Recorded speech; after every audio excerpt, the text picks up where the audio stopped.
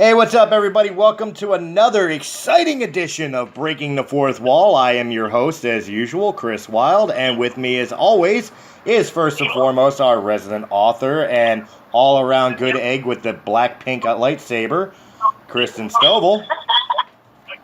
Hello, everybody.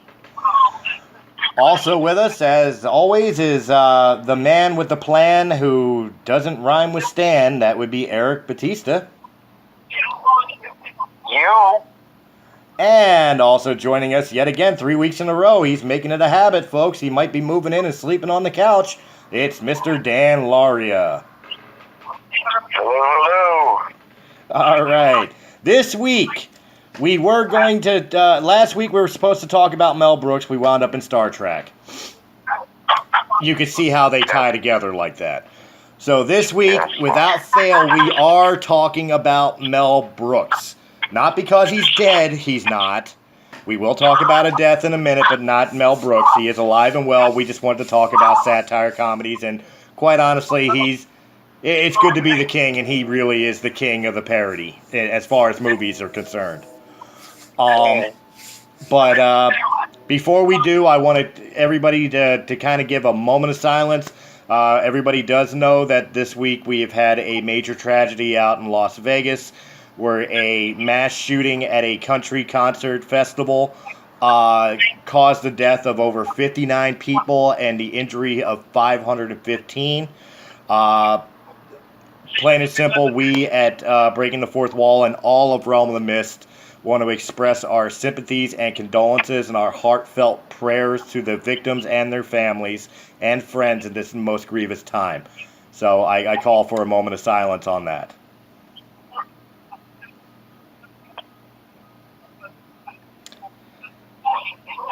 Okay, now since I'm on sad news, let's go ahead and unfortunately on the same amount of day, we'll get this out of the way real quick.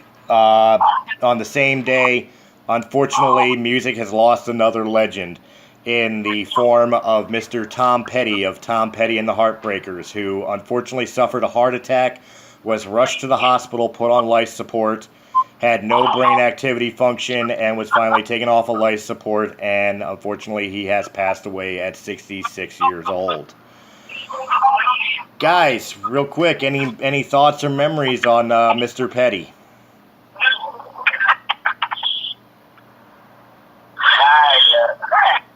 My brother's a big fan of Tom Petty. I just like a couple of his songs. Okay. Kristen? I mean, I think the first time, I just remember, bear in mind I'm a little younger, so I just remember the first time actually, like, him hitting the radar for me was when he did, like, a cameo in The Postman, and they kind of joked about his fame, and I was like, who is that? But then after that, I became more familiar, and I was like, oh. So it's very sad. 66 is a young age to go. Yes, it is. Speaking of 66, Dan, any thoughts on on Tom Petty? Yeah, I was going to ask you, did you say he was 56 or 66? 66. So, okay. So 10 years older than me, just so we're clear. I think there's a side irony. There's a side irony to the fact that he was called Tom Petty and the Heartbreakers, and he suffered a heart attack and died. There is kind of a sad type of dark humor in that. But I was listening to NPR. They were talking about him, and they actually did an interview where sort of like his signature song is "I Won't Back Down." Right. And I just think that's kind of interesting because out of I mean, he had a nice repertoire of songs, but until they said that, it didn't occur to me that that's what everybody identified him with. I'm like, oh, okay. So basically, you think of Tom Petty and you think of, Don't Quit, or quote, Galaxy Quest, never quit, never surrender. Never give up, never surrender. Yeah, that one. Oh, she schooled you. Well, because she's still waving around the black saber with the pink aura. So That's right. I still have my sabers. And yet, Galaxy Quest is, more about Star Trek. Than Star Trek right now. But we had that conversation. Okay. We had that conversation. I'm not going there. We're not going there. We're going to talk about somebody's von Stupel now. That's right. We're not going to talk. We're not talking about how they screwed up a franchise. We're going to talk about how they made fun of a franchise over and over and over again and made it hilarious each and every time. But before we do, I will give my thoughts on Mr. Petty. Won't Back Down was definitely one of his signature songs, but I think I almost disagree. I think he was more known, especially today, for Free Fallin'. I think that was really like the song that like anybody who hears it, they know who Tom Petty is. You know what I mean? Right. I would have thought that too, which is why I was a little surprised that he himself said most people come up to him and say, "Oh, I love Don't Back Down." And I'm like, "Wow, okay." Well, the only thing I know, the only little factoid I know about Don't Back Down was the drums on that track was actually Ringo Starr. Beatles fame Ringo Starr. So, who, by the way, is a straight asshole. Ringo Starr? Oh yeah. Yeah, I had the unfortunate pleasure of meeting him at the Denver Art Museum years ago. And the girl I was with at the time and her mother were both extreme Beatles fans. So when we saw him and his, I guess, girlfriend or wife at the time, they really wanted to meet him or get an autograph, stuff like that, but they didn't want to interrupt him. Well, me being me, I walked up and very discreetly came up and said, "Mr. Starr, sir, I'm sorry to bother you. I understand that you're probably, out enjoying your day. But listen, my girl and her mom are extreme fans of you. Would it be possible that you could come over and just say hello?" I didn't even ask for the autograph. Just say hello. He told me to piss off and walked on. Really? Yeah. Oh. Not even no thank you, just piss off? Yeah. Wow. Yeah, so, complete jerk. I mean, I get if he just didn't want to deal with it, but he didn't have to say it like that. Well, that's alright. I got my revenge in the end, because when he walked off, I just yelled in the back, "Pete Best was better."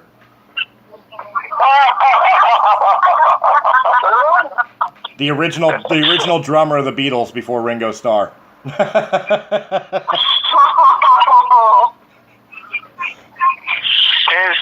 it's still the same woman, I believe his wife is, I think her name is Barbara Bach. It might have been. Ringo Starr.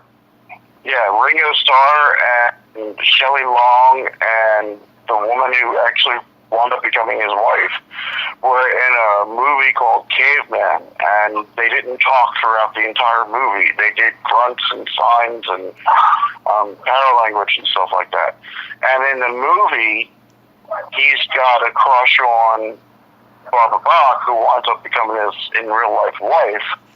But because in movies you can't go for the hot chick, you have to go for the cool chick. Pardon the pun. So he winds up with, Shelley Long.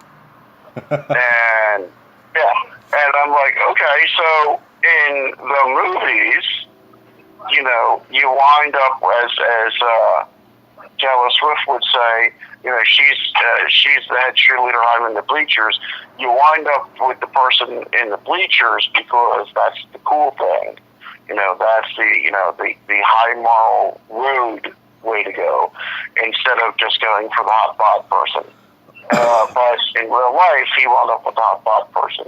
So you do the math there. Well, correct me if I'm wrong. Shelley Long in real life was nuts. I've heard rumors. Since I've never met or interviewed her, I can't say yes or no one way or the other. I can tell you most of the rumors about William Shatner are true because I've actually have met him.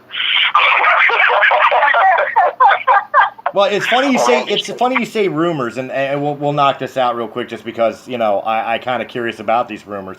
The most rumors I've ever heard about William Shatner, like most things that are passed off to me as fact is really William Shatner is an egomaniac and an asshole and blah, blah, blah. The rumors I hear is really he's a really nice guy and very personable.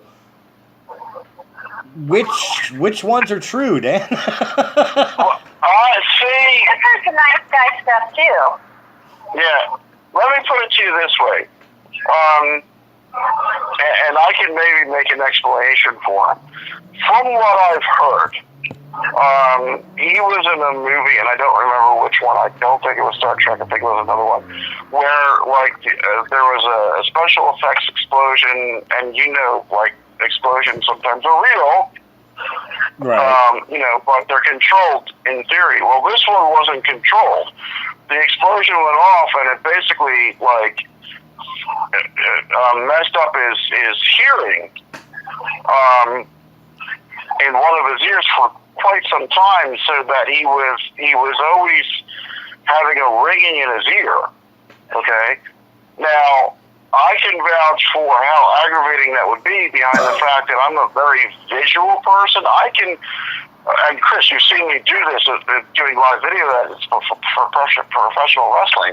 I can sit there and be watching multiple things at the same time and paying attention to every single one of them, and decide, especially on the monitors, what camera to use that's going to give me the best shot to make someone like you look as good as possible in the ring. Okay, but while I'm doing that, do not come up to me and try to talk to me.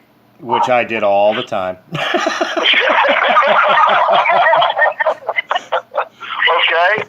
Because if someone's trying to talk to me, I can't have anything else going on around. As much as I can watch a million things at the same time, I can't have any type of background noise or white noise or two different conversations. It drives me up a wall. Now, that being said, imagine someone who's constantly got a ring in his ears and then constantly trying to be nice to people. You know? Yeah. So, in his defense, and I know for a fact, the day that I met him, he was having a bad day. He was having a hard time with his ear. So, that being said, I mean, and I know I'm like this. I'm self-really Italian. I'm like this all the time. You know, there are days where he can be like the nicest guy in the world, and there are other days he might be a discouraging word, and maybe I got him on the wrong day. I'm sure somebody somewhere got me on the wrong day at some point in my life, and was like, wow, that guy's a real discouraging word. Well, maybe that day I was. I love the fact. And, the reverse is. I love the fact that Dan. The reverse is. I love the fact that Dan is on a show that is completely uncensored, but is showing how used to censored and PG he is, not only in wrestling but also with America's Pop Culture magazine and the like, because he keeps saying discouraging word where we'll sit here and say fucker and asshole and.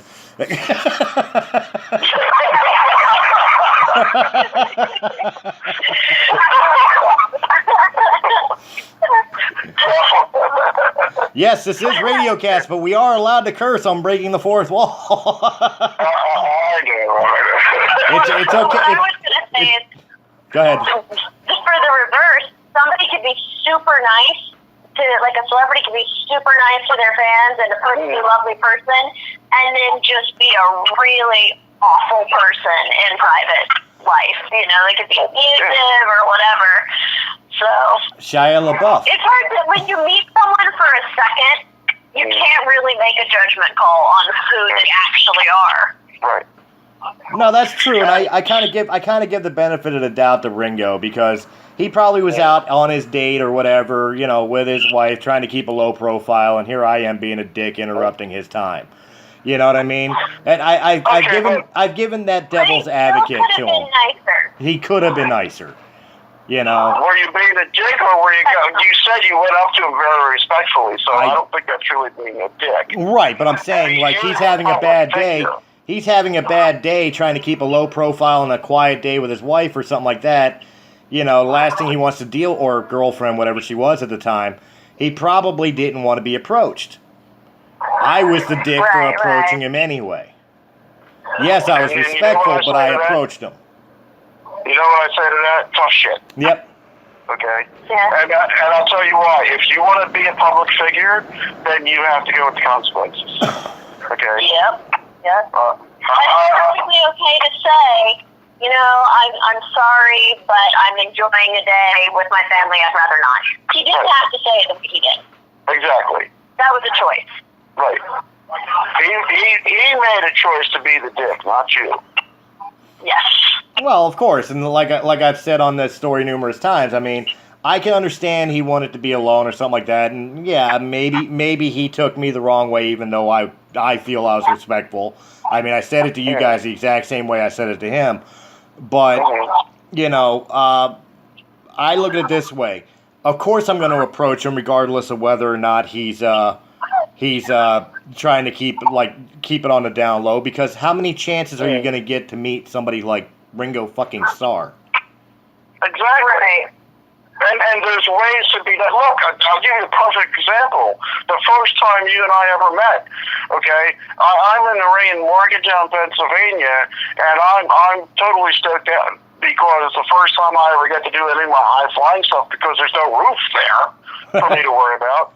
And at one point, I got a little overexcited and threw my elbow pads way beyond the ring's ropes. And here's 15-year-old you tracking them down, finding them for me, and handing them back to me. Now, I was playing the heel, if you remember correctly, which means, by definition, I should have been a dick to you, okay? But I was so happy that you took the time to go get my elbow pads back for me so I didn't have to go buy more, that I'm like, you know what? You know, and I don't remember what female you were with, but I know you were with a female that was older, like maybe a sister, an aunt, or somebody. No. I was with Ed Fallon and Maria Landoff. They were friends of mine from the Navy Sea Cadets, and of course I was there as a guest of Evil Woman Mr. Sapane, Terry Fallon. Okay. Well, yeah, Terry was in the back though, so I don't know who came up with you. So that was Maria. That was Maria Landoff, which is ironically, Ed. This is the tie-in. Ed is Terry's son. Maria married Ed. Okay. So the girl that we're talking about is the one that he needed to take the phone call for before we started the show. So, by the way, for the people that are listening in on his little story, talking about his first high fly experience throwing the pads, and a little 15-year-old Chris Wild came up to give them back to him. I'm 40 years old now. That'll tell you how long ago that was. Just keep that in mind.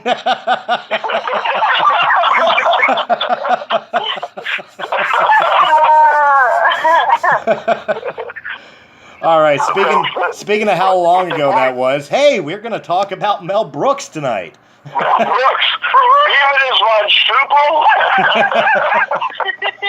So let's whip out that plate of Hemoglobins and may the Schwartz be with us, because it's time to talk about the man who is probably the greatest king of the parody and satire film, Mr. Mel Brooks.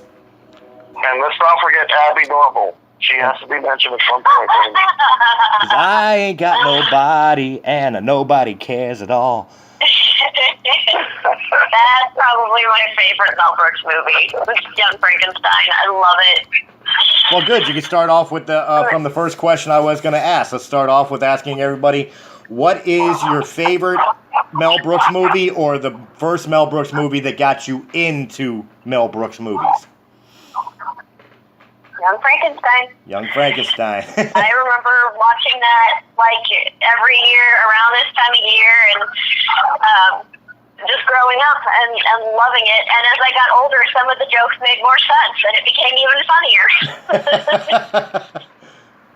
Frau Bluka.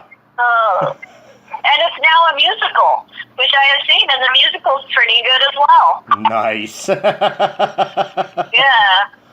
Which a really great thing that the people who were in our local theater's production of it, the guy that played the guy that played Frankenstein, and then oh my god, I'm so blanking on all the names because I'm exhausted. But the lead woman that was played by Terry Garr, those two that played it in the play ended up getting married. So I'm like, yes! That would be Gene Wilder. Yeah, Gene Wilder was the actor who played Frederick Frankenstein. But then, yes. And then Terry. Oh my God, I'm blanking again. Terry Garr was the one who played it, wound up being his wife. Yeah. So, but the musical is great too. The show is hilarious. The movie is hilarious. I love it. I love also the style. I love that they did it in black and white. I love that they had set pieces. Was it the whole set or just pieces from the old Frankenstein movie as part of their laboratory set? Everything about that movie is fantastic. And do you guys remember the fact that they did it in black and white was very controversial at the time? Oh yeah, but it was because Mel Brooks wanted to pay as much. That's one of the things that's like beautiful about Mel Brooks is that even when he's making fun of a particular genre of movie or whatever, he also at the same time wants to pay homage to it. So with something with like Young Frankenstein, he wanted to make it feel like the old black and white horror movie monster movies that he's literally parodying. Right, and he took one heck of a chance because I remember people, like critics say, well, nobody's going to come and see this movie. It's in black and white, And I'm thinking, well, I hope this works out for him because he made an artistic choice, and this could backfire in his face, but he believes strongly enough to go ahead and do this way. Well, that's the thing. The best parodies are when the person is parodying, like when they're making fun of something they love, because they see the ridiculousness, but they also see why it's so popular. Right. All right, Eric. Yeah. What was the first Mel Brooks movie that got you into Mel Brooks? Which one is that one Mel Brooks movie that is absolutely your favorite? Oh, I enjoy Spaceballs. Wouldn't be a breaking the fourth wall without mentioning the holy parody to the holy trilogy. Yeah. I mean, my favorite part about Spaceballs is like, my Schwartz is bigger than yours. I just, every time they pull that out, that scene comes up, I just bust out laughing. I think I love when they run into their doubles. Oh, God, yeah, the stunt doubles. Yeah, that kills me every time. They run into their stunt doubles. I love the fact at the end when they're at the diner and they actually got John Hurt to be there to, again, enact the scene from Alien where the alien pops out of his chest. And he's all like, oh no, not again. Oh, yay! Totally forgot about that. That's hilarious. John Hurt, arguably the greatest Doctor Who of all time, even though he only played the part for 2 hours. Oh, man. Say goodbye to your 2 best friends, and I don't mean the ones in the Winnebago. Yeah, I will say, Pizza the Hut grosses me out to no end. Like, it triggers a gag reflex every time I see him. Really? It just completely grosses me out. Well, what was the grossest part about him? The pepperoni sliding off his face, or the meatball tongue? The slimy, gross greasiness and all of it. This is horrible. Well, you gotta give it up to another legend that works always with Mel Brooks, Mr. Dom DeLuise, who was Pizza the Hut. yeah. Oh yeah. Dom DeLuise. I have been trying to think of that guy's name for like 2 weeks now.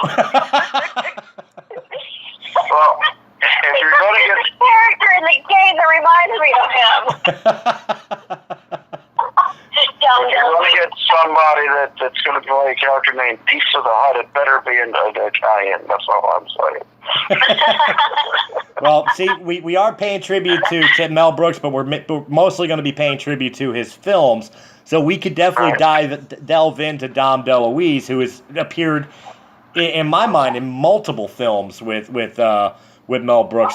So we could definitely talk about like what we consider to be one of the greatest roles he's done in a Mel Brooks film. But before we do, we'll let Eric finish on Spaceballs, and then we'll ask Dan what his favorite is. My favorite. Well, Eric, you said Spaceballs was your favorite movie.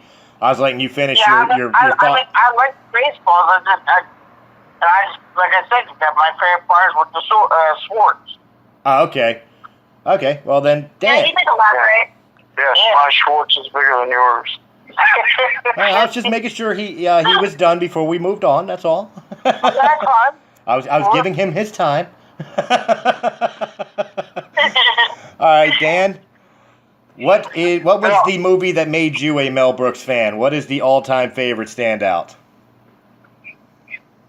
The one that made me a fan has to be Young Frankenstein, because I don't remember when I saw Blazing Saddles. I don't remember the timeline to his movies.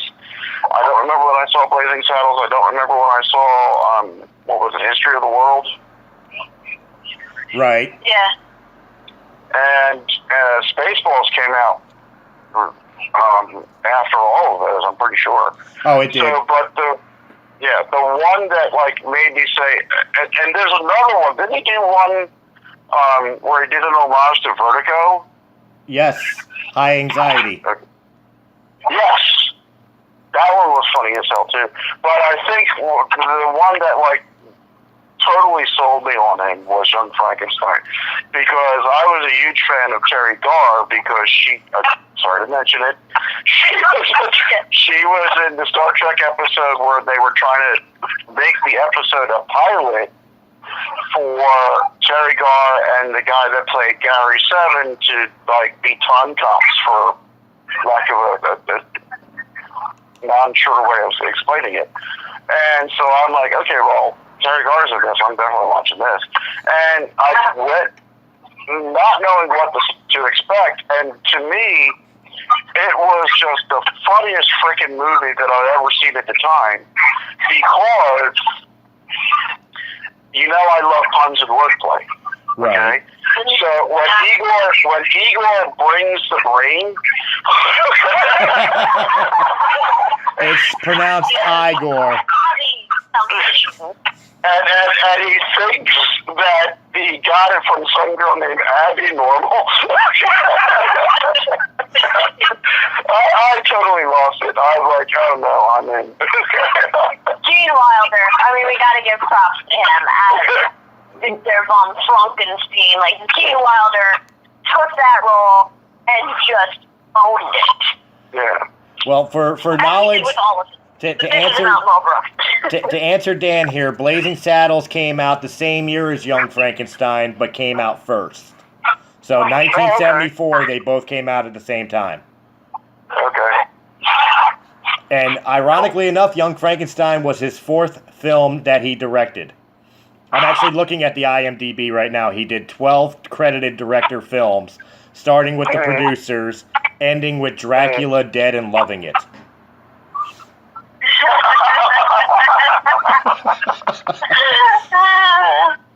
Wait a minute, wasn't Gene Wilder in The Producers too? He was. Yeah, okay. He was. It was the story of him and Mel trying to get together a Hitler musical, if I'm not mistaken. Yes. Because I've seen that one and the remake with Nathan Lane and Matthew Broderick. Yes. Yes. Yeah. He also did Robin Hood Men in Tights. Yes, right? Yes, that was right before Dracula, Dead and Loving It. Yes.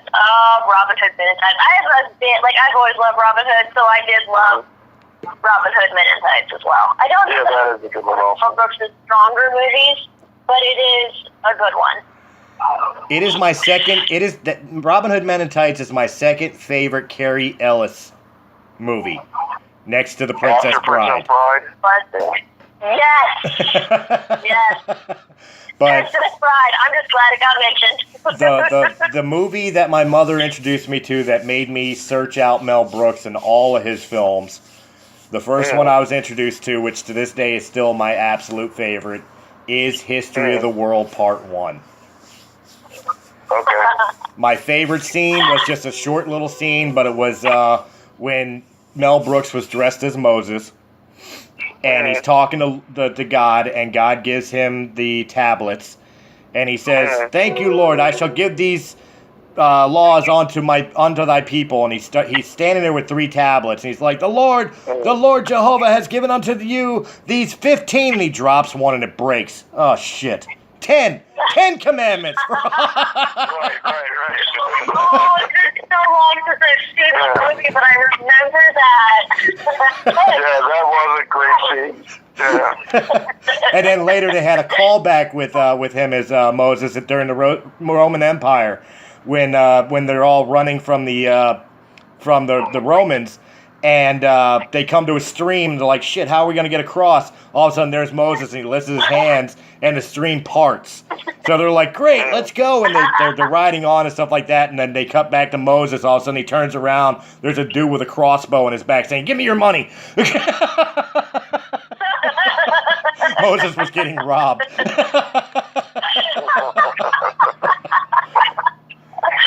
Oh man. I mean, I love all. I mean, I'll give you guys the filmography real quick. In 1960, well, the directorial filmography, because he's got a lot of things that he wrote, a lot of things that he produced, a lot of things where he did voice acting too. But the 12 films that were his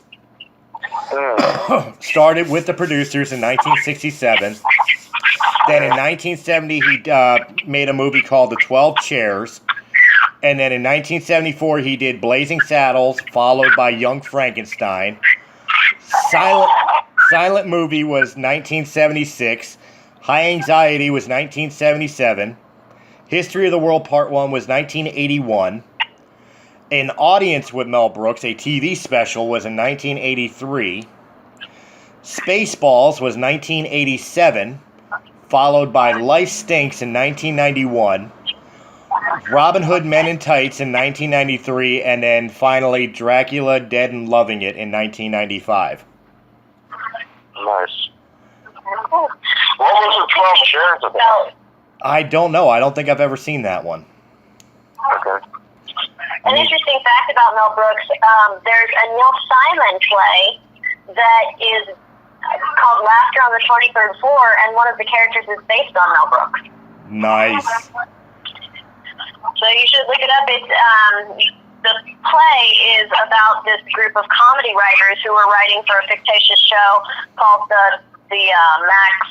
I'm forgetting the last name show, but anyway, it was based off of the comedy writers were based off of these people who Neil Simon had worked with on a comedy show, and Mel Brooks was one of them.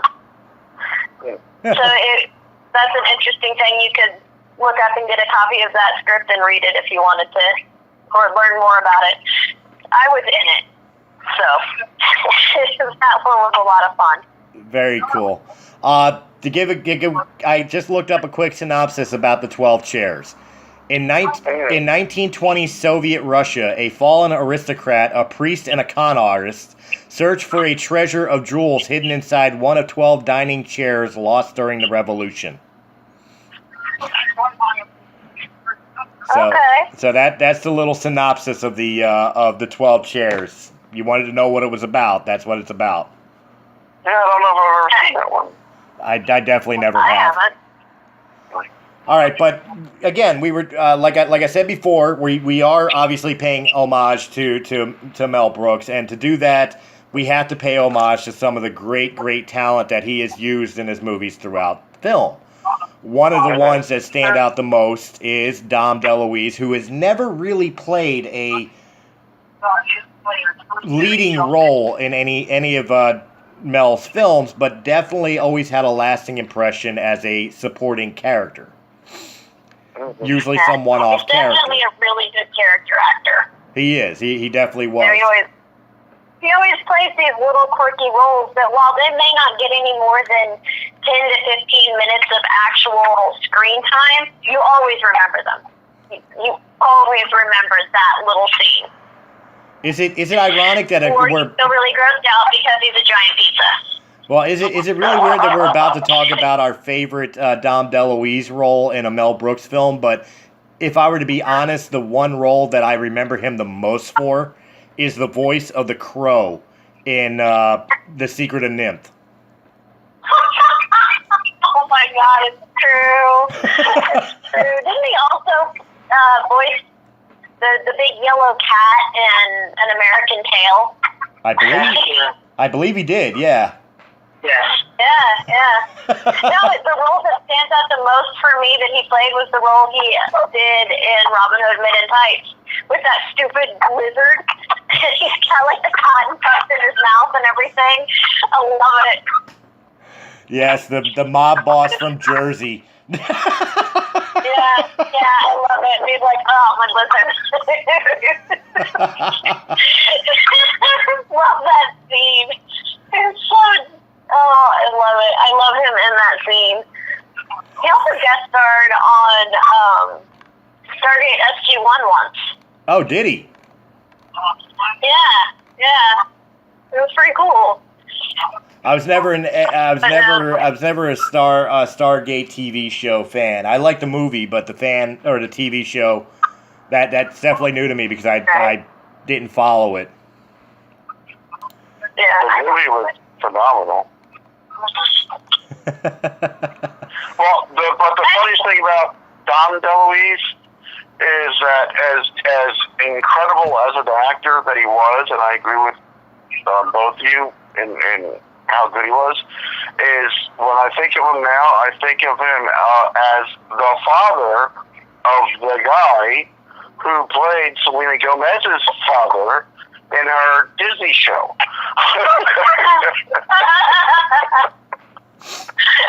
Well, again, it goes back to what we were saying. He never played the leading role. He always played the background character, but he always stood out as the background character. No. But what I mean by that, what I'm saying is, okay, so Selena Gomez was in a very. If you have any daughters, actually, Chris, eventually your daughter will be watching this, I'm sure. Shut up! Quit cursing me. Selena Gomez was in a Disney show, which I forget the name of the show itself. Wasn't it iCarly? Yes, thank you. Oh, Wizards of Waverly Place, that's right. Yeah. Yeah, Okay. Wizards of whatever. And Don DeLuise's son, I want to say Peter DeLuise. Is that right? Anyone? You're asking a bunch of 20 to 40-year-olds if we ever watched Wizards of Waverly Place. Well, I don't know. You might have a niece and nephew. I don't know. I did have to watch it a few times because I was working in home health. One of my clients enjoyed it. Well, anyway, Don's son, I want to say his name was Peter, played Selena's father in Wizards of Waverly Place. And every time I would look at Don's son, I would think of Don and think, wow, that guy was so talented, he passed it on to his kid. By the way, Kristen, the character Dom DeLuise played in Robin Hood Men in Tights was Don Giovanni. Oh, yep. Don Giovanni was awesome. Forgive me, Don Giovanni, but your lizard is limp. Fake lizard. Forgive me, Don Giovanni, but your lizard is limp. Oh, well, you know at my age. Oh, well, at my age. Oh, my lizard. I love that. Oh, you mean my lizard. Are you guys noticing that, like, in every single movie he gets a Von Stupel, my Schwartz is bigger, your lizard is limp line in there somehow? Well, let's put it this way. I mean, in a world of like Kevin Smith and writers and comedians of that nature, Mel really was kind of the birth of the dick and fart joke. Yeah. He did it a lot cleaner, but he was definitely the birth of the dick and fart joke. Yeah. What about you, Eric? What was the standout Dom DeLuise role for you? Smokey and the Bandit 2, playing the doctor. Oh wow, well he stepped out of Mel Brooks, but okay, yeah. I don't remember Smoking the Bandit 2. Jesus, I haven't seen that in probably as long as it's been since I've given elbow pads to Dan.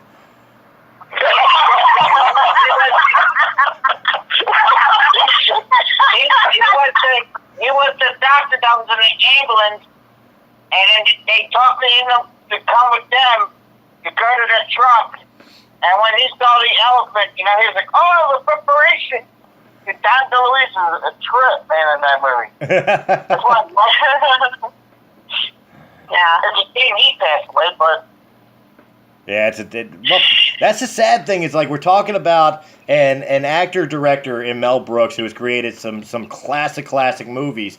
But the sad part is knowing that majority of the cast that he used is no longer with us. I mean, we've lost the great Gene Wilder. We've lost Dom DeLuise. Madeline Kahn. We've lost Madeline Kahn. Yeah, Madeline Kahn. I mean, we've lost so many great people that have all worked together with this man. And of course, I would be remiss if we're talking about. Well, we'll get to Dan's absolute choice for Dom DeLuise in a Mel Brooks film. Mine, real quick, it's got to be the director in Blazing Saddles. When he was, it was really a toss-up between Caesar and Breaking the World, or History of the World Part 1, or the director doing the musical that the Cowboys wind up having to fight through. And of course all the dancers are gay. All the dancers are gay, and Dom comes up and he's lighting his loafers too. But he's sitting there talking about, no, it's like this. Watch me, faggots. And he starts doing the dance and stuff. And it's like, now do you get it? And they're all like, yes. And all I remember is him just turning around going, sounds like steam escaping. That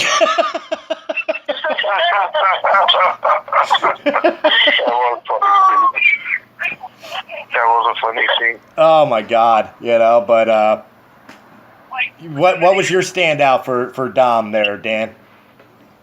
Oh, it has to be, and I know it's already mentioned. I apologize for borrowing it again, but again, my memory's not the best.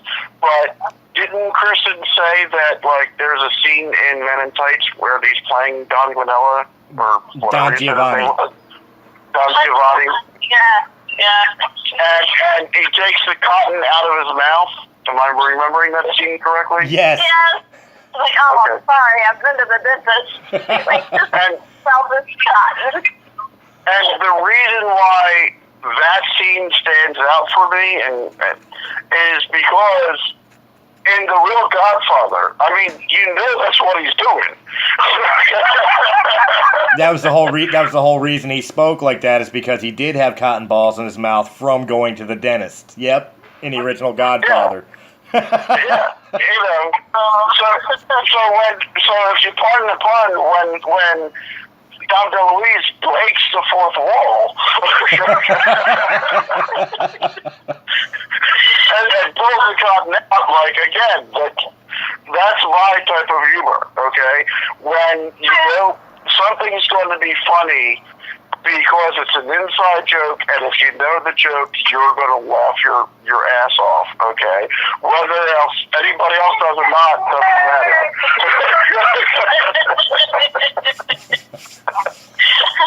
But of course, as I said, I would be remiss if we're talking about Mel Brooks films, and especially iconic Mel Brooks films, without mentioning one of the all-time greatest comedy actors that worked with Mel, Mr. Gene Wilder. Now, oh my God! Of course, we talked about 3 movies that he was in with Mel. That was Young Frankenstein, Blazing Saddles, and The Producers. Now, I don't have much of a memory myself personally of the producers. And I loved Young Frankenstein. That was definitely a standout role for Gene Wilder. But I've got to give it to the Cisco Kid in Blazing Saddles. I think for me that was the role made for Gene Wilder. The drunk. I'm still gonna go over. I still say Frankenstein was better, but I get it. Well, no, I still started think us off this time to give your opinions. Yeah. No, I still just. Well, first of all, Young Frankenstein just stands out in my head as being so much more dynamic. Just in general, I've seen Blazing Saddles a few times, but it has never quite caught me the way Young Frankenstein did. But what I love about his performance in that is that you have these dramatic highs and lows, and he's all over the place. He starts out Mr. Very reserved, conservative, scientist, ashamed of his past, and then he just goes nuts and goes completely mad scientist, and I just love the range that Gene Wilder showed in that movie. And he got to bang Terry Garr. There's that. Always a good thing. Always a good thing. It's a shame though. Terry Garr, I don't know if you guys know this. She's I don't know what disease she's suffering from. And I don't think she's passed away. I think she's still with us. But the last time I heard, she was suffering from a very debilitating disease, and she's in a wheelchair. And I don't think. Wait, how old is she compared to me? I'm trying to think. I want to say she was 19 in that the original series, so she's 10 years, at least 10 years older than me, so 66, maybe going on to 70. But to get back to your point about like all these people that we're talking about have either passed on or aren't in good shape. You know. Yeah. The guy who actually played Frankenstein. Peter Boyle. Yeah, didn't. Oh yeah, he's left us too. He just. So, but go ahead. His last role, if memory serves correctly, was the father in Everybody Loves Raymond. Mm-hmm. Yeah. And that shows his range too, because those two roles are so completely different. Yeah. Yeah, they are. So, guys, Eric and Dan, real quick, your standout performance of Mr. Gene Wilder in a Mel Brooks film, because I got to get to the next segment because we're starting to run low on time here. So. Well, I'll just say mine real quick. Young Frankenstein, definitely. Okay. And Eric? Eric? What'd you say? I can't. See, I come up with. I remember Gene Wilder movies. But the only movie I remember Gene Wilder, but it's not directed by Mel Brooks, is the one with him and Richard Pryor, Silver Street. Okay. That's a good one, though. That is a good one. And I love that movie. That's a double trip. Gene Wilder trying to act like a black man. Now, that's funny because if I were to say outside of Mel Brooks movies, I was going to say when those two were playing, one was blind and one was deaf.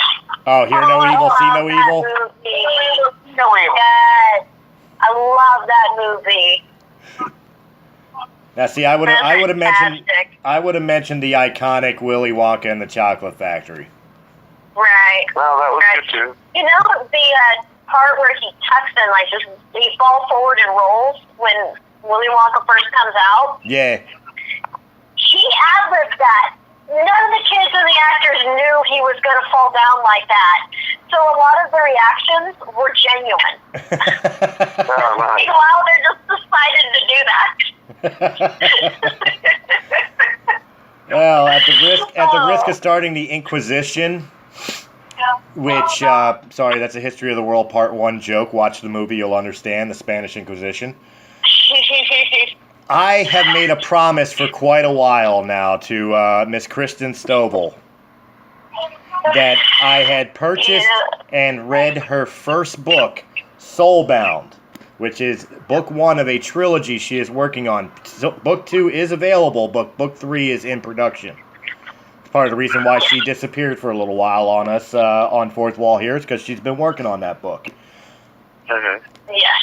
I promised that I would... That was more I was out doing publicity things, but...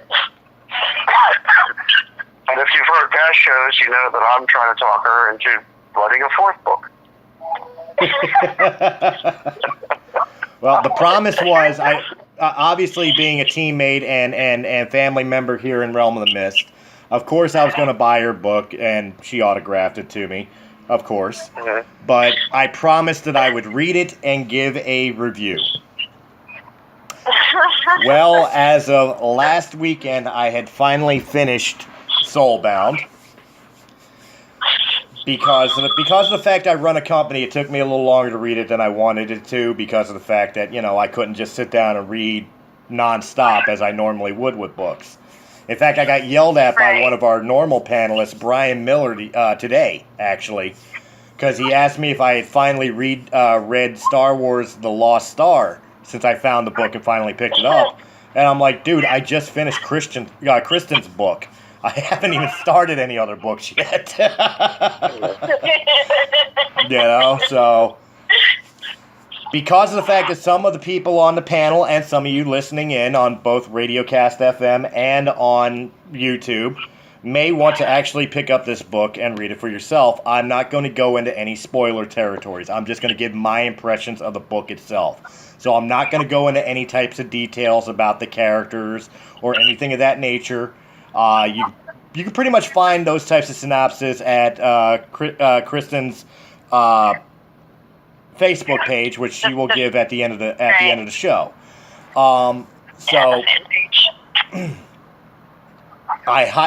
The best way I can say it is I highly recommend this book. I am a huge fan of fantasy and science fiction. I come from the world of Dungeons and Dragons and watching things or reading things like Lord of the Rings or the Dragonlance and Forgotten Realm type style books. Soulbound was a refreshing bring back to that world. I really liked the originality of the story and the cast of characters that were brought into the story. I will admit the first couple of chapters for me were kind of sluggish, but when it started picking up, it never let loose of me. So Awesome. And quite honestly, I will be talking to you very soon about book 2. Awesome. Excellent. I love to hear that. I've been really surprised how much men have liked the book, because I was like, not sure they're going to like it. I don't know. Does it have much to offer for them? But then a lot of men have told me that they enjoy it. Well, I would say I enjoy writing from the male perspective when I flip around back and forth. I think that's fun. Well, I was definitely going to say with your main character, Aislinn, and the style of writing that you do, I could tell and would highly recommend that this is definitely a book for women. But it is a book that maybe I don't want to use the term targeted towards, but for lack of a better term, a book that may be targeted towards women. Men can enjoy this too. This is a story that men can sit down and enjoy as well. I'm highly impressed with it, Kristen. Excellent job. Thank you. I mean, one of the point of view characters is male, so yes. I wanted to have both a male and female perspective. And I honestly really like writing from the male perspective. It's fun. One of my favorite characters to write is male. I love writing that character. So I will say this in closing. Take it for what it's worth from a guy who runs a podcast out of his living room, who has done nothing really all that spectacular in his life. I highly recommend, if you read no other book this year, pick up book 1 of the Song of Souls trilogy, Soulbound by Kristen Stovall. Oh, thank you. I need to interject here because as your friend for whatever 15 from 40 is, 25 years. That's a lot of math. It's 9 o'clock at night. Hey. I run an internet podcast for radiocastfm.com and on YouTube because of the fact that math is just too damn hard, okay? I talk about movies because I can't do math. Let's move on. Hey, I got a degree from Temple University that's called Radio, Television, and Film, RTF, or as we like to call, rather than fail, because we didn't want to do math either. I write books because I don't like math.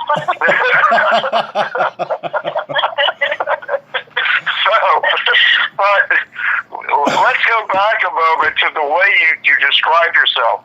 I need to fix that, because as a person who spent, what was it, almost 20 years in professional wrestling?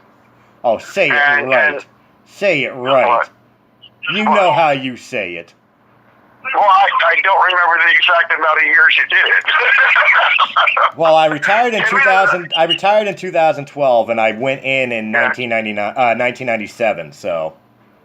Again with the math. Again with the math. We'll call it 20 years, but we'll say it the right way. 20 glorious 20 plus, years. No, 20 plus glorious years. There you go. You get it right.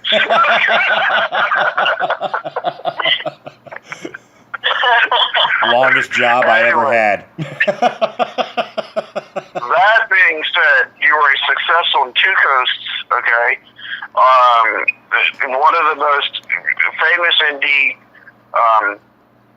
tag teams of all time, I know because I managed it at the end, and I'm quite the wrestling historian.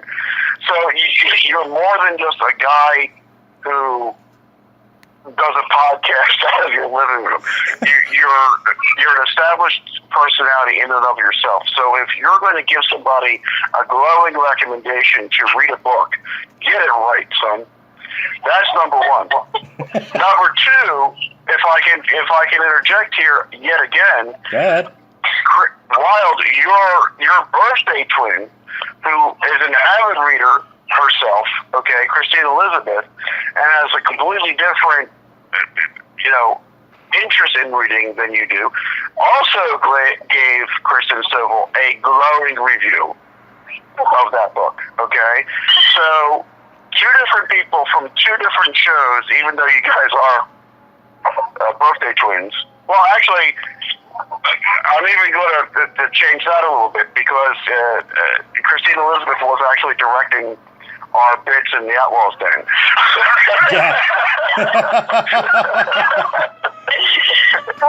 Yeah, but she never learned how to tell us how to wrap it up. She always used the wrong finger. The wrong finger and going in the wrong direction. I don't know what that was about. But anyway, to the point, Kristen, I've known Chris Wild Solly for a very long time. He's been my very best friend for a very long time. Kristen Elizabeth, his birthday twin, is my other best friend for a very, very long time. Okay? And I would trust anything that either one of them would have to say to me. And they both read your book, and they both absolutely loved and adored and recommended your book. For me, I think that's very high praise. Yes, I think it is very, very high praise. The best thing anyone can tell me is that first of all, you started right by mentioning Lord of the Rings. I'm like, oh yes, he likes my stuff, he likes my book. I win. It's always very high praise when people tell me that they wanted to keep reading it. That they wanted to know what happened. So, yeah, thank you. I'm very glad you enjoyed it. I got mad on the nights I couldn't sit down and read it because of, handling things with the company or, my normal 9 to 5 job and stuff of that nature, where I come home and it's like, God, I need to at least get a chapter in tonight. writing. God, we've got to get a chapter written today. Yeah, but and I will admit, your book is part of the reason that inspired me to step back into the attempt of being an author myself, with writing the brainchild of Mr. Dan Lauria, which is Academy Earth, its first full-length novel, which will be a prequel to the story that he tells. Cool. That's huge praise right there when someone says that. Like, that you inspired them to do something. My niece, who's 12, is always saying how she wants to be a writer now when she grows up. And I'm like, oh my God, this kid's going to be just as warped and twisted as me. But I do... Well, that's one way of thinking about it, I suppose. But I do recommend... I do know for a fact that two of Realm of the Mist alums, our own Eric Batista, as well as our old co-host Christina Talley, have also bought the book and are currently reading it. And I highly, highly recommend that when they are done, that they also give a review of what they thought of the book as well. And for no other reason, when she re-releases the book, Kristen could quote us. Exactly. Realm of the Mist approved. Okay, we reached that point of the show where we're going to talk about movie picks of the week. We didn't do it last week because we didn't get a chance to talk about Mel Brooks. This week, I think the movie pick should be parody films. Not necessarily Mel Brooks, just parody films. Well, ladies first. Monty Python and the Holy Grail. How'd I know that was going to be thrown in there? I'm a Ren Fair girl. I'm a fantasy author. Monty Python and the Holy Grail. I love it. I love all of it. She turned me into a newt. I got better. I love that. One of my favorite lines from that movie. Absolutely. Eric, how about you? What's your parody movie of the week?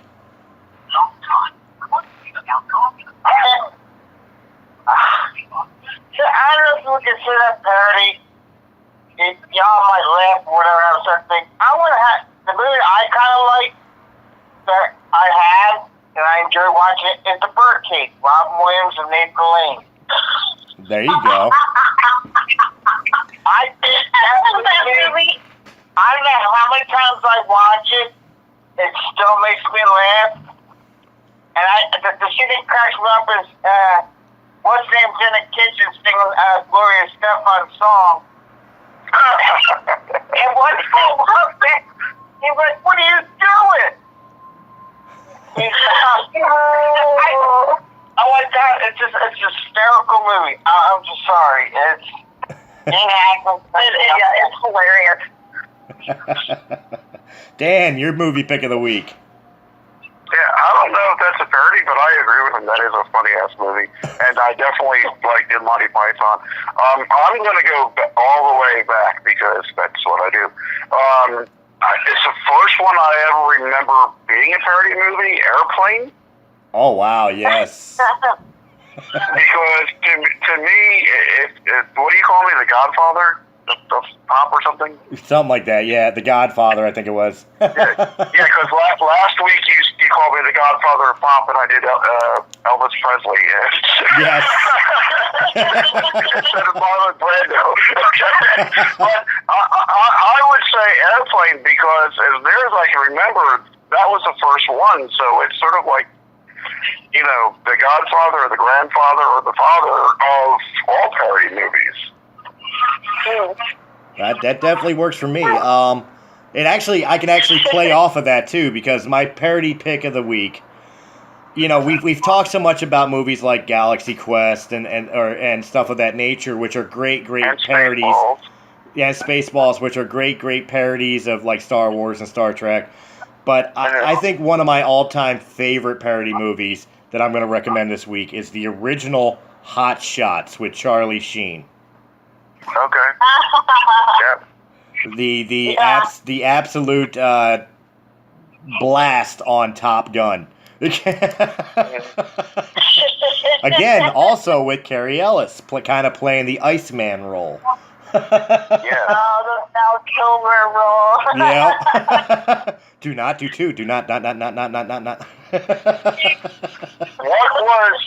was the parody movies about Scream? Do you guys remember? Oh, Scary movie? Scary Movie, yes. Yeah, Scary Movie. Yeah. Yeah. It was, the first one's about Scream, and then it kind of went on to be about like just the horror movie genre in general. Right. Yeah, if anybody likes horror movies but don't really, like I know my son Danny doesn't like when I watch horror movies. Every time I turn one on, I have to turn it off because he starts like giving me a hard time about it. But he doesn't like comedy. He just doesn't like them. But he does like comedies. So I think I've been able to watch Scary Movie without him complaining. So A compromise. yes. So for anybody out there who likes to watch horror movies light, I would recommend that. And then one final thing we will bring up before we end the show here with our typicals where we can be found. A little announcement here.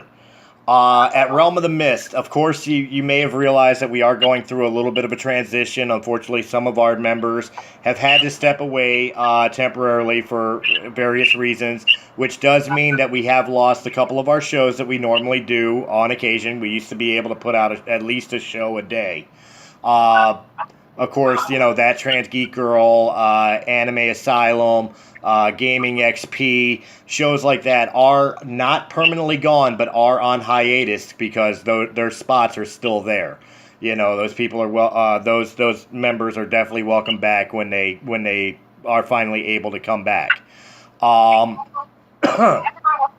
However, Realm of the Mist is happy to announce that we are bringing Mr. Dan Laria into the family, not only as a member of Breaking the Fourth Wall here, but also resurrecting America's Pop Culture magazine, as well as finally something that we've never had here on Realm of the Mist, a show about Star Trek called Talking Trek. Glad you're officially on the team. We're doing. I'm not the baby anymore. I'm not the baby. The torch has been passed. Enjoy. Yeah, America's Pop Culture is going to be doing a special segment called Talking Trek, and it's going to be special to Realm of the Mist. And basically, so far, the people that I've managed to talk into doing it with me, because Talking Trek is very specific. It's specifically talking about any and all of the Star Trek canon, but also anything related to like the homages and the fan films and all that other stuff. But you really have to know your Trek, okay, in order to keep up with that conversation. So I kind of expect our audience to be a very instead of a pop culture audience, more of a cult audience. And to be honest with you, I'm okay with that because with all of the shows that I'm guesting on lately, I do enjoy when, like just last week, like when the four of us were talking, even though we were supposed to be talking about MEL Brooks. Get off topic? Never.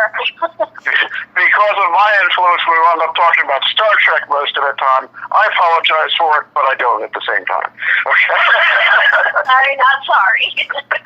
So after last week's Breaking the Fourth Wall, I approached Chris Wild, because there's a Chris and a Kristen, so I like to call him Wild. In that instance, and I said, you know what, I really want to do America's Pop Culture again, but I really want to do a special version of it where we're just sticking with one theme for a while and we're talking it to death. And I said, how would you feel about, us doing Talking Trek? And he's like, yeah, go for it. So I shanghaied Chris himself into doing it with me, and we're going to bring in another person, Charles Brito, who was a guest on my show a couple times on America's Pop Culture. And fingers crossed, I just asked Joe Castro the other day if he was a Star Trek fan, and he gave me an emphatic yes. And I'm hoping to talk to Doug Dressler, who was in Star Trek as a visual effects person, to coming on to give us his point of view, someone who was in Trek, and what does he think of Discovery now? And I'm trying to get Will Stape. In fact, we're talking about getting a chance to read books. I finally got, and because the rules are a little bit lax here on Breaking the Fourth Wall in America's Pop Culture because of 92.1, we won't get into that. I finally got Will Stape's book. Will Stape wrote a book called Star Trek Sex.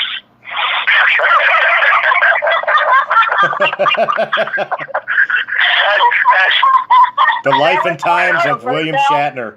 Yes. And Christine ordered it for me. I actually was hanging out with her earlier today, and sure enough, while we were at her house, the book came in the mail, and she said, here's the book that you wanted. I'm like, cool. Now when I finally get a chance to talk to him, we can talk about his book.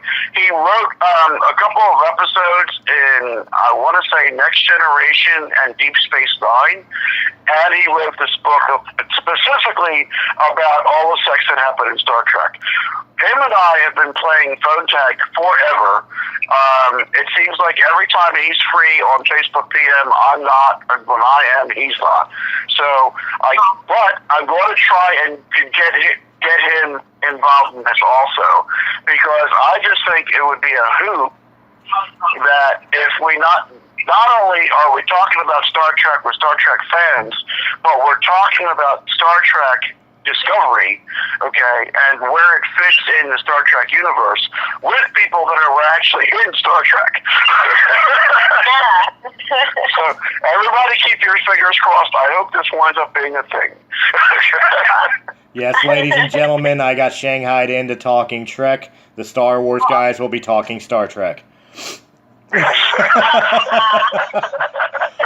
I could fit I'm a fantasy person, and I'm always talking Star Wars or Star Trek. That's true. But I could fit Star Trek Discovery into the timeline very well. It doesn't. Kristen, where can they find you if they want to talk to you? And of course, promote your book. Yes, well, they can find me on Facebook with my personal profile, although that's not the best way to get me if I haven't met you face to face. But a really good way to get in touch with me is to find the Song of Souls Trilogy fan page on Facebook. You can like it, you can message me there, and I'll message back. They can also find me on Twitter under Kristen Stovall, and they can find me on Star Wars The Old Republic on the Evan Hawk server, which will soon be merged into the Starforge server. So lots of places to find me. Best place is the book fan page, and you'll be getting lots of updates about when the third book will be coming out. And don't forget, while you're on that fan page, order Soulbound. Start your fantasy adventure. And Soulfire. Well, I haven't read Soulfire yet, so give me a minute. Start with book 1 before book 2. The timer starts now. 1 minute. Eric, where can they find you? You can find me on Facebook at Eric J. Batista Sr., and I'm on the Xbox One at Smoke 1437. All right. And finally, Mr. Laria. Well, thank you, Mr. Sully. You can find me on Facebook, Dan Laria. Not the guy from the Wonder Years. I'm the other one. The other Dan. The other Dan Laria. Just look for the father from Wonder Years after chemotherapy.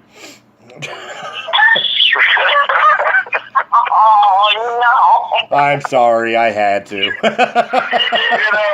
Really, given the fact that I'm a cancer survivor, you had to go there, really? Well, yeah, because you survived it. Otherwise, it would be in bad taste.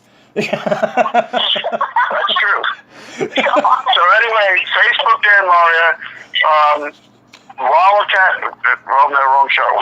While America's Pop Culture is on hiatus, I am also on Breaking the Fourth Wall, which you're listening to right now, Behind the Scenes with Joey Maz, and Top Rope Radio with John Linder. Go find them on your own. I don't have time to tell you all that stuff. Okay? But since you mentioned America's Pop Culture, can I mention Academy Earth real quick? Go ahead. All right, cool. Also coming to Realm of the Mist is going to be Academy Earth. Now, what Academy Earth is sort of like the Orville, Star Trek done correctly. Go ahead, Dan. Open this can of pickles for me. So what, I also shy at Chris into this one, okay? What we're going to be doing is we're going to be role-playing. It's called Academy Earth, and basically we are knights in shining armor with our own versions of lightsabers and phasers, and the Department of Temple Investigations is actually on our side on that. Anybody that reads those Star Trek novels will understand that one. But the thing that's interesting about it is, again, we're not only going to be having people that are Star Trek fans, but I'm hoping to involve a lot of those same people. In fact, Charles Brito, Joe Cahill, and Joe Castro have already agreed to be a part of it. So we're going to have people actually that were involved in Star Trek in one way or another, or other Hollywood things that are Star Trek-ish, involved in a live-streamed role play. We're not going to edit. Whatever happens becomes instant canon in Academy Earth. Okay? And what our premise is, it's present-day Earth, but with a caveat. The caveat is basically Atlantis never really completely disappeared. We went up into space, so we're sort of like we're your space brothers, kind of like watching and protecting over Earth until you get to that, you know, Captain Kirk and Spock type of thing where you have your own spaceships. But in the meantime, we're sort of like we're sort of like a cross between Star Trek, Doctor Who, and a couple of other different things. But it's all original material. Okay, I'm playing Commodore Daniel Laurelgrew. Chris is playing Commander Christopher Lord Cook. And anybody that wants in, give me a holler, give Chris a holler. We'll help you create your character, and you can be part of the live stream role play. Let me just give a quick. I might have to check in once the third book's out. Let me just give a quick correction, because you may confuse people with the term role play, especially here on Realm of the Mist, where we used to have Gaming XP, which was a Pathfinder D&D style role play where it was actually, you know, paper, pencil, dice, and imagination. This type of role play that Dan is mentioning is more going to be like a narrative. Think of old radio serials. Is the best way I can describe it. We're going to do an impromptu live-action play rather than an actual role play. So it's not going to be dice, and we're not going to be talking about this is my action and I roll to see if I do it. What I say my character is doing is what he's doing. And the narrative of the story will dictate whether or not that worked or not. So it is like an improv.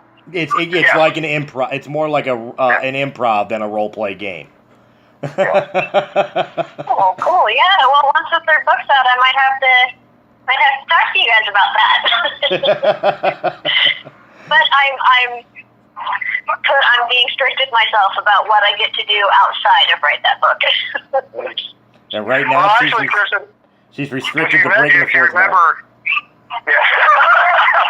If you remember, I did mention it to you, and you had said that when I mentioned to you on Facebook. Also, you said as soon as your book was done, you wanted in.